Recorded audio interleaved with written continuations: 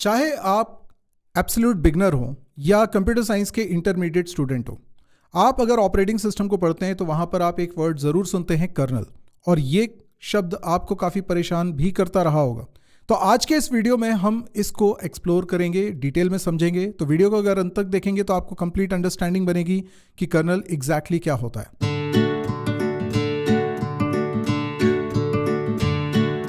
हम जानते हैं ऑपरेटिंग सिस्टम एक सॉफ्टवेयर है, एक बड़ा सॉफ्टवेयर है, एक कॉम्प्लेक्स सॉफ्टवेयर है और कंप्यूटर सिस्टम में इतना ज़्यादा एसेंशियल है कि आप इसको यूज़ किए बिना कंप्यूटर को यूज़ ही नहीं कर सकते। इनफैक्ट आपको कंप्यूटर को अगर यूज़ करना है, कोई भी एप्लीकेशन उस पर रन करनी है, तो ऑपरेटिंग सिस्टम ज़रूर चाहिए ही चाहिए। क्यों चाहिए? लेकिन क्योंकि इसके अंदर होता है कर्नल। तो कर्नल ऐसा क्या करता है? कर्नल ही हार्डवेयर को यूटिलाइज करता है।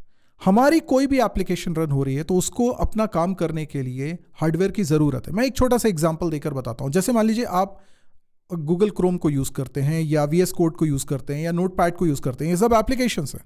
चलिए नोटपैड का एग्जांपल ले लेते हैं। नोटपैड को आप यूज़ करते हैं, कुछ टाइपिंग वर्क करते हैं, कुछ टेक्स्ट लिखते हैं और उसके बाद आप उसको सेव करना चाहते हैं। जब आप सेव करना चाहते हैं तो एक्चुअल में आप डिस्क पे, जो हार्ड डिस्क होगी वो कोई भी टेक्नोलॉजी की हो, सॉलिड स्टेट ड्राइव हो, उस पे डेटा को परमानेंटली प्रिजर्व करना चाहते हैं। तो जब आप फाइल को सेव कर रहे हैं तो एक्चुअल में आप हार्डवेयर को एक्सेस करना चाहते हैं। अब आपकी ये जो एप्लीकेशन है नोटपैड, उसको नहीं आता या उसको ये प्रिविलेज नहीं है कि वो हार्डवेयर को एक्सेस कर सके। क्यों नहीं है प्रिविलेज लेकिन उसको? क्योंकि ये जो पूरा आर्किटेक्चर है ना, उसमें दो मोड्स होते हैं। एक होता है यूजर मोड और एक होता है कर्नल मोड। यूजर मोड को, जिसमें जो भी यूजर एप्लीकेशंस रन हो रही हैं, उसको ये अधिकार नहीं है, उसको कई सारे प्रिविलेजेस नहीं है कि वो हार्डवेयर को डायरेक्टली यूज कर सके, राइट? अब हार्डवेयर को डायरेक्टली एक्सेस करने का अधिकार किसको दिया गया है? कर्नल मोड को, कर्नल स्पेस में। तो हार्डवेयर को इंटरैक्ट किए बिना तो फाइल सेव होगी नहीं। इसका मतलब हमारी एप्लीकेशन नोटपैड, उसको अपना काम करने के लिए, एक बेसिक सा काम करने के लिए भी कर्नल की ज़रूरत है। और कर्नल से जब वो डिमांड करेगा कि मुझे ये काम करके दो, ये डेटा है, ये फाइल मुझे यहाँ पर सेव करके दो, तो वो सारा काम कर्नल करके देगा, क्योंकि कर्नल उस चीज़ को मैनेज करने के लिए जिम्मेदार है। और वो इतना क्रिटिकल चीज़ है कि अगर उसमें ज़रा सी भी गड़बड़ होती है तो पूरा फाइल सिस्टम गड़बड़ हो जाएगा। तो इसलिए कर्नल एक बहुत ही एसेंशियल सी चीज़ है आपके कंप्यूटर सिस्टम के अंदर। तो चाहे एक यूज़र को सॉफ्टवेयर से इंटरैक्ट करना हो, हमारे सॉफ्टवेयर को हार्डवेयर से इंटरैक्ट करना हो, इन सभी चीजों के लिए जरूरी है कर्नल। कर्नल हर जगह पिक्चर में आएगा, उसके बिना कंप्यूटर से आपका इंटरैक्शन पॉसिबल ही नहीं है। तो देखिए, एक बिल्कुल मैं लेयर बाय लेयर चीजों को समझा देता हूं। यूजर का मतलब आप जो भी कंप्यूटर को यूज कर रहा है। एप्लीकेशंस का मतलब हो गया वो सॉफ्टवेयर्स जिनसे आप इंटरैक्ट करते हो, जैसे गूगल क्रोम, नोटपैड, कोई फोटो एडिटर या कोई भी सॉफ्टवेयर जो आप यूज करते हो। और तीसरी चीज है ऑपरेटिंग सिस्टम, बहुत ही इंपॉर्टेंट। और चौथी लेयर पे हम बात करेंगे हार्डवेयर की, जिसमें आपका CPU होगा, यानी प्रोसेसर होगा, रैम होगी, या नेटवर्क डिवाइस होगा, या कोई भी पेरिफेरल डिवाइसेस होंगे जो हमारे कंप्यूटर से अटैच्ड हैं, या सेकेंडरी मेमोरी होगी। ये सब चीज़ें लेयर 4 पे आ रही हैं। तो 4 लेयर्स में हमने चीज़ों को डिवाइड किया। इनमें डायरेक्टली हार्डवेयर को इंटरैक्ट करना हर टास्क की रिक्वायरमेंट है, पर इसमें केवल कर्नल को यह अधिकार है कि वो डायरेक्टली हार्डवेयर से इंटरैक्ट कर सकता है। तो आप समझ लीजिए कि 2 तरह के मोड हैं। एक मोड है यूजर मोड, एक मोड है कर्नल मोड। यूजर मोड में हार्डवेयर से इंटरैक्शन पॉसिबल नहीं है, कर्नल मोड में हार्डवेयर से इंटरैक्शन पॉसिबल है। यूजर मोड काफी सिक्योर है, वहां पर जो भी एप्लीकेशन रन हो रही है वो काफी सिक्योर है, सेफ है। लेकिन कर्नल मोड में अगर कोई एप्लीकेशन रन हो रही है तो उसको इतने ज़्यादा प्रिविलेजेस हैं कि सब कुछ एक्सपोज्ड है, सारा सिस्टम एक्सपोज्ड है, सारी फंक्शनैलिटी एक्सपोज्ड है। ज़रा सी भी कुछ गड़बड़ हुई तो सिस्टम क्रैश कर सकता है। यूज़र मोड में सिर्फ एप्लीकेशंस रन होती हैं और कर्नल मोड में कर्नल का कोड रन होता है। तो बेसिकली कर्नल भी कोड ही है, प्रोग्राम्स ही हैं। अब हम ये सोचते हैं कि कर्नल से हम कैसे कहें कि वो हार्डवेयर को यूज़ करे, यानी कर्नल हार्डवेयर को यूज कर सकता है, ये बात तो समझ में आ रही है। लेकिन हम कैसे कहें कर्नल से? तो हमको डायरेक्टली तो कहने की जरूरत आमतौर पे है नहीं। हम किसी एप्लीकेशन को यूज कर रहे हैं, जैसे मैंने कहा नोटपैड, तो नोटपैड को जब फाइल को सेव कराना है, हमने ऑब्वियसली कहीं पर क्लिक करा होगा, कुछ ऑप्शन सेलेक्ट करा होगा जिससे कि नोटपैड को पता चला कि आप फाइल को सेव करना चाह रहे हैं। तो उसके बाद सिस्टम कॉल्स वो मैजिकल चीज है जिससे एप्लीकेशन यूज करती है कर्नल की सर्विसेज को। तो कर्नल जो जो काम कर सकता है उसमें से कौन से काम की जरूरत अभी इस एप्लीकेशन को है, वो मैसेज पहुंचाने का काम, कि भाई वो रिक्वेस्ट पहुंचाने का काम ये सिस्टम कॉल करते हैं। So the system call is the only legal way by which any application can access kernel services. तो जिस तरीके से आप भी कभी सी लैंग्वेज में कोई प्रोग्राम बनाते हैं, उसमें कोई प्रिंटफ जैसा फंक्शन कॉल करते हैं, तो वो प्रिंटफ फंक्शन अपना काम कर देता है, राइट। तो प्रिंटफ क्या एक प्रीडिफाइंड फंक्शन है जिसको आपने कॉल किया और उसने अपना काम किया। उसी तरीके से सोचिए कि सिस्टम कॉल्स भी हैं, जैसे किसी फंक्शन को कॉल करते हैं वैसे सिस्टम कॉल्स भी कुछ पीस ऑफ कोड होंगे जिनको हमने कॉल किया होगा। तो जो एप्लीकेशन है लाइक नोटपैड, उसने किसी सिस्टम कॉल को कॉल किया जिसकी वजह से मैसेज पहुंचा कर्नल तक और कर्नल ने फिर डिजायर्ड टास्क परफॉर्म किया। और कर्नल ही है जो हार्डवेयर से इंटरैक्ट कर रहा है और उसका जो भी आउटकम आएगा, रिजल्ट आएगा, वो वापस पहुंचा देगा उस सिस्टम कॉल तक। वो सिस्टम कॉल रिटर्न कर देगा एप्लीकेशन को। तो ये एक पूरी चेन बन गई है, एप्लीकेशन से सिस्टम कॉल से कर्नल, कर्नल से हार्डवेयर। तो what are the core responsibilities of kernel? तो जब भी आप बोलते हैं कि ऑपरेटिंग सिस्टम के मेजर काम क्या है, तो एक्चुअल में आप कर्नल की रिस्पॉन्सिबिलिटीज की बात करते हैं। तो आपने सुना होगा प्रोसेस मैनेजमेंट। तो जब बहुत सारे प्रोग्राम्स रन हो रहे होते हैं तो उनकी शेड्यूलिंग करनी होती है, उनके प्रोसेस को मैनेज करना होता है, कब कौन सी प्रोसेस चलेगी वगैरह। तो ये काम कर्नल ही करता है। किसी प्रोसेस को क्रिएट करना या किसी प्रोसेस को टर्मिनेट करना या उसको शेड्यूल करना, ये सब कुछ कर्नल ही देखता है। ये जो सीपीयू है जिसको हम प्रोसेसर भी बोल रहे हैं, वो प्रोसेसर एक ही है, लेकिन हमारे बहुत सारी प्रोसेसर्स चल रही हैं। तो हम चाहते हैं कि ये सीपीयू एलोकेट किया जाए किसी प्रोसेस को। तो एक बार में कोई एक प्रोसेस सीपीयू को यूज कर रही होगी, राइट। तो ये एलोकेशन, सीपीयू एलोकेशन का काम कौन कर रहा है? ये कर्नल कर रहा है। हम ये भी जानते हैं कि हमारे कोई भी प्रोग्राम कंप्यूटर में अगर रन हो रहे हैं तो सबसे पहले उसे रैम में आना होता है। रैम एक मेमोरी डिवाइस है जिसमें कोई भी प्रोग्राम जो एक्टिव है वो रहता है, और जब उसका काम खत्म हो जाता है तो वहां से चला जाता है। रैम में कुछ भी परमानेंटली तो स्टोर होता नहीं है।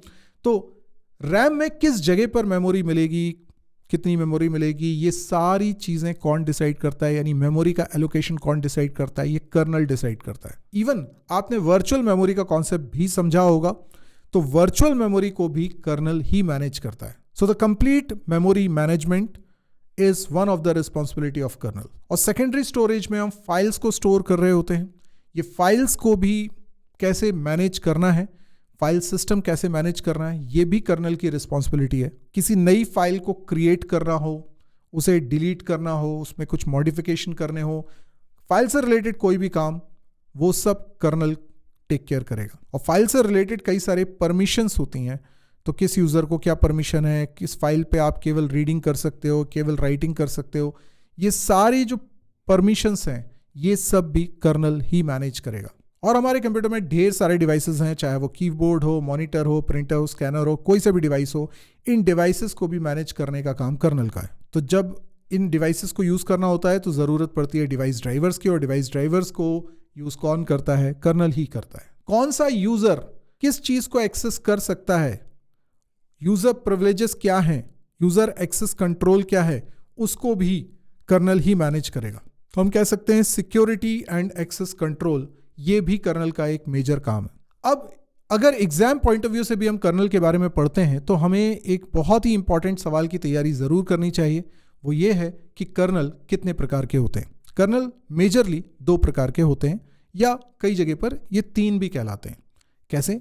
तो एक होता है मोनोलिथिक कर्नल, दूसरा होता है माइक्रो कर्नल, और तीसरा जो कि हाइब्रिड नेचर का होता है। तो बेसिकली वो दोनों का मिक्सचर होगा। तो मेनली तो 2 ही हैं, तीसरा तो उनका मिक्सचर ही है। सबसे पहले हम बात करते हैं मोनोलिथिक कर्नल की। तो बेसिकली ऑपरेटिंग सिस्टम आर्किटेक्चर है मोनोलिथिक कर्नल, जिसका मतलब ये है कि जब भी ऑपरेटिंग सिस्टम रन होगा, देखिए जब भी कंप्यूटर स्टार्ट करते हैं सबसे पहला जो प्रोग्राम आपके कंप्यूटर में चलता है वो ऑपरेटिंग सिस्टम ही चलता है। और जब तक हमारा कंप्यूटर यूज़ हो रहा है, शट डाउन नहीं हो रहा है, तब तक ऑपरेटिंग सिस्टम एक्टिव रहता है मेमोरी के अंदर। अब ये जो पूरी मेमोरी है, ऑपरेटिंग सिस्टम एक सिंगल प्रोग्राम के तौर पे रन हो रहा होता है, ये कर्नल एक सिंगल प्रोग्राम के तौर पे रन हो रहा है और तमाम सर्विसेज, चाहे वो फाइल मैनेजमेंट से रिलेटेड हो, प्रोसेस मैनेजमेंट से रिलेटेड हो, डिवाइस मैनेजमेंट से रिलेटेड हो, ये सारी की सारी सर्विसेज उसी एक प्रोग्राम के अंदर रन हो रही होती हैं। तो अब जब यूज़र स्पेस और कर्नल स्पेस ये दो स्पेस हैं, तो यूज़र स्पेस में कोई एप्लीकेशन रन हो रही होगी, उसको कुछ हार्डवेयर इंटरेक्शन की ज़रूरत पड़ रही है, लाइक फाइल सेव करना वगैरह, तो सिस्टम कॉल के ज़रिए वो कर्नल से कुछ रिक्वेस्ट करती है और कर्नल बहुत फास्ट रिस्पॉन्ड कर पाता है, क्योंकि वो एक सिंगल प्रोग्राम ही है जिसके अंदर ये सारी सर्विसेज मौजूद हैं। तो इससे क्या हो रहा है, परफॉर्मेंस बहुत अच्छी आ रही है। लेकिन देखिए इसके कुछ ड्रॉबैक्स भी हैं। एक तो क्या है कि कर्नल बहुत ज़्यादा स्पेस ऑक्यूपाई करेगा, क्योंकि सारी सर्विसेज उसके अंदर होंगी, क्योंकि ऑपरेटिंग सिस्टम की नीड की जो चीज़ें हैं वो सारी की सारी सर्विसेज वहाँ मौजूद हैं। लेकिन अगर एक पार्ट भी इसमें फेल होता है तो पूरा सिस्टम क्रैश कर सकता है। हो सकता है किसी एक पर्टिकुलर ड्राइवर में कुछ बग हो और उसके कारण पूरा सिस्टम क्रैश कर जाए और एक ब्लू एरर स्क्रीन दिखाई दे, जो कि पहले कई बार देखा है, पुराने समय में लोगों ने ज़रूर देखा होगा। उसके बाद दूसरा ऑपरेटिंग सिस्टम आर्किटेक्चर कहलाता है माइक्रो कर्नल। इसका मतलब ये है कि हम कर्नल का एक मिनिमल पोर्शन मेमोरी में लेकर आते हैं। तो यानी जब हम बोलते हैं ऑपरेटिंग सिस्टम रैम में लोड हुआ है, तो वो बहुत ज़्यादा मेमोरी नहीं ले रहा है, उसमें बहुत मिनिमम एसेंशियल चीज़ें ही मेमोरी के अंदर आती हैं और बाकी पूरा जो एरिया है वो यूज़र स्पेस के लिए रहता है। तो यूज़र स्पेस काफ़ी ज़्यादा हो जाता है, कर्नल स्पेस काफ़ी कम ऑक्यूपाई होता है। सो माइक्रो कर्नल किन चीज़ों को एसेंशियली रखता है? सबसे पहले है इंटर प्रोसेस कम्युनिकेशन, यानी वो पोर्शन जो दो अलग अलग प्रोसेसेस के बीच में कम्युनिकेशन कराने के लिए रिस्पॉन्सिबल है। वर्चुअल मेमोरी को हैंडल करने वाला सिस्टम, बिकॉज ये रेगुलरली और बहुत ही एसेंशियल है, पूरे टाइम एक्टिव रहना ही चाहिए। और तीसरा है शेड्यूलर, टास्क शेड्यूलर। तो ये तीन चीज़ें एसेंशियली प्रेजेंट रहती हैं माइक्रो कर्नल के अंदर, लेकिन बाकी की services on demand he memory में आने वाली हैं। तो इस डिज़ाइन की सबसे बड़ी बात क्या है, जब कोई एप्लीकेशन सिस्टम कॉल के ज़रिए कर्नल से किसी हार्डवेयर इंटरेक्शन की डिमांड करती है, कोई भी टास्क जो हार्डवेयर रिक्वायरमेंट है, हार्डवेयर से इंटरेक्ट करने की रिक्वायरमेंट है, जैसे कि फाइल को सेव करना वगैरह, तो इसके लिए कर्नल क्या करेगा, एक सेपरेट मेमोरी स्पेस क्रिएट करेगा यूजर स्पेस के पार्ट में ही, और उस कर्नल की सर्विस को वहां पे रन करेगा। तो जो कर्नल स्पेस ओरिजिनली मिली हुई है उसको डिस्टर्ब नहीं करेगा, बल्कि यूजर स्पेस के अंदर ही वो कर्नल की उस सर्विस को रन करने के लिए एक सेपरेट प्रोग्राम की तरह उसको चलाएगा। अभी इसका बेनिफिट क्या है, अगर कर्नल की किसी पर्टिकुलर सर्विस में कुछ बग आता है, कुछ दिक्कत होती है, तो पूरा सिस्टम क्रैश नहीं करेगा। हाँ, इसमें कुछ एक्स्ट्रा ओवरहेड रहेंगे, तो परफॉर्मेंस उतनी हाई नहीं होने वाली है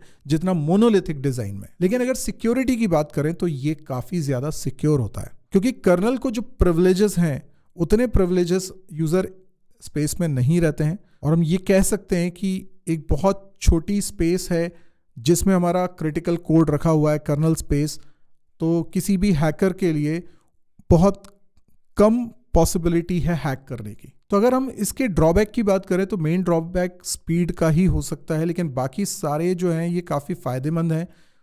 सेफ्टी इशू है तो वो उधर फ़ायदा हो रहा है हमको, एक्सटेंसिबिलिटी का फ़ायदा हमको यहाँ पर मिलता है। और तीसरा जो कर्नल का टाइप है वो है हाइब्रिड। अब हाइब्रिड कर्नल में मोनोलिथिक और माइक्रो कर्नल दोनों की खूबियों का मिक्सचर यूज़ किया जाता है।